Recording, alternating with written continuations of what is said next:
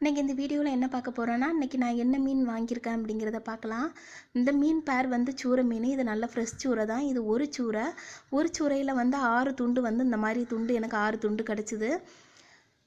இப்போ வந்து சூரை வந்து பெருசாக கிடைக்கிறதில்ல. இந்த மாதிரி சின்ன சின்ன சூரையாக தான் வருது. இவ்வளோ சூரையும் நான் வந்து ஒரு சூரையை வந்து 50 ரூபான்னு வாங்கிட்டு வந்தேன். இப்போ மீன் வந்து மலிவாக தான் விற்கிது. இந்த சூரையை என்ன பண்ணலான்னா, குழம்பு வச்சாலும் நல்லாயிருக்கும். அதே மாதிரி பொரித்து சாப்பிட்றதுக்கும் சூப்பராக இருக்கும். நான் அன்றைக்கி என்ன பண்ண போகிறேன்னா, சூரை மீனை பொரித்து தொக்கு வைக்க போகிறேன். ரொம்ப நல்லாயிருக்கும். சூரை மீனில் மட்டும் பொரித்து தொக்கு வச்சா டேஸ்ட்டாக இருக்கும். இந்த மீனை வந்து மசாலா தடவும் போதே நான் கொஞ்சமாக இஞ்சி பூண்டு பேஸ்ட்டு போட்டு தான் நான் வந்து மசாலா தடவி பொரிப்பேன். அப்போ தான் ரொம்ப நல்லாயிருக்கும்.